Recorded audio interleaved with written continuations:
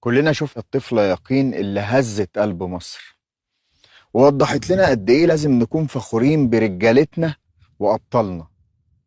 لكن مهما تشوف أو تسمع عمرك ما هتتخيل اللي بيحصل على الأرض. علشان كده النهاردة احنا هنشوف موقع على الأرض هنسميه موقع يقين. تعالوا نشوف.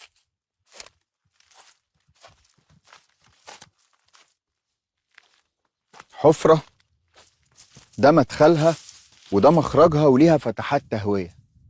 في الحفرة دي كانت الطفلة يقين مع أب لا يعرف لا رحمة ولا إنسانية ولا دين، حاطط بنته في حفرة معاه في مكان عبارة عن بؤرة إرهابية. في أي لحظة الطيران يجي يضرب والمدفعية تضرب وبنته تدفع حياتها تمن لطريق هو اختاره وهي ملهاش أي ذنب فيه. وهنا بفتكر كلام ربنا سبحانه وتعالى لما قال: بسم الله الرحمن الرحيم، وإذا الموءودة سئلت بأي ذنب قتلت. صدق الله العظيم. يا ترى وهي في الحفرة دي كانت بتاكل ايه؟ كانت بتشرب ايه؟ طب بلاش، كانت بتحلم بايه؟ بنت في السن ده في الحفرة دي ممكن تحلم بايه؟ اكيد ما كانش بتحلم ان هي تروح مدرسة وتلبس كويس وتتعلم وتبقى بني ادم.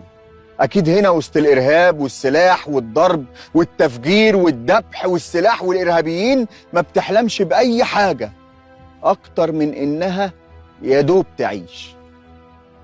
في المكان ده الارهابيين اشتبكوا مع قواتنا مع اهل الارض اشتباكات عنيفة جدا ما فيهاش ذرة رحمة من قواتنا ولا من اهل الارض.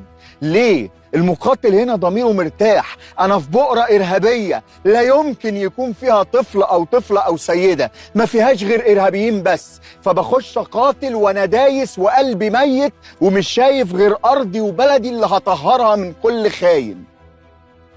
لكن بعد ما الاشتباكات تخلص يتفاجأ واحد من اهل الارض ان في طفلة في المكان. طفلة؟ يعني ايه طفلة؟ جت هنا ازاي وامتى ومنين ومع مين؟ ايش اسم ابوكي؟ خطاب. خطاب؟ اسمه خطاب. ايوه. وامي اسمها اسمها ايش امك؟ اسمها صبرين. صبرين؟ والبنت الصغيرة تاتا. اختك اسمها تاتا؟ ايوه. ويش كمان؟ وساكنين وين؟ احنا من السكلة. ايوه جيت من السكلة؟ من اللي جابك من السكل؟ ابوه. ابوكي؟ فيبلغ. وهنا يجي قرار الإنسانية وليس مكافحة ومقاومة الإرهاب، بإن تطلع مداهمة كاملة مخصوص عشان تجيب الطفلة اللي تبلغ عنها. وبالفعل تطلع مداهمة تانية عشان تجيب الطفلة اللي تبلغ عنها، يلاقوها واقعة على الأرض غرقانة في دمها جسمها مليان شظايا، ويبقى معاهم عربية إسعاف تعمل لها إسعافات أولية ويبلغوا القيادة اللي تؤمر بإن البنت تروح مستشفى الجلاء العسكري يتعمل لها 5 عمليات وتبدأ حياة تستحقها كإنسان أيا كان نشأتها إيه وبنت مين، لأن الإنسانية لا تعرف إلا حقوق الإنسانية. هي دي حقوق الإنسانية الحقيقية. والغريب في الموضوع إن أبوها مش من اللي ماتوا. أبو الطفلة ما ماتش، أبو يقين سابها وجري هرب. أب بيسيب بنته وسط حالة قتال وبيجري. أنهي أب ده؟ الأب اللي بيفني روحه وحياته عشان ولاده يسيب بنته ويجري؟ ده صورة محمد الدرة وهو ورا أبوه، أبوه بيشاور وبيقول أنا مدني، أنا مسالم، أنا أعزل. قلبت العالم كله.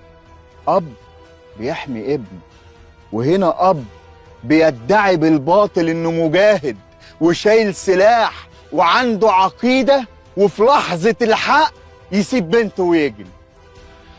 بجد شكرا ليقين اللي خلت عندنا يقين مين على الحق ومين على الباطل، اللي عرفتنا مين هم أبطالنا ورجالتنا وقياداتنا.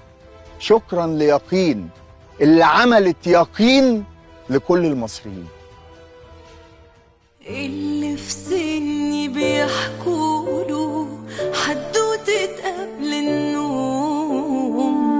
وانا من صغري ما سمعتش الا صوت رصاص.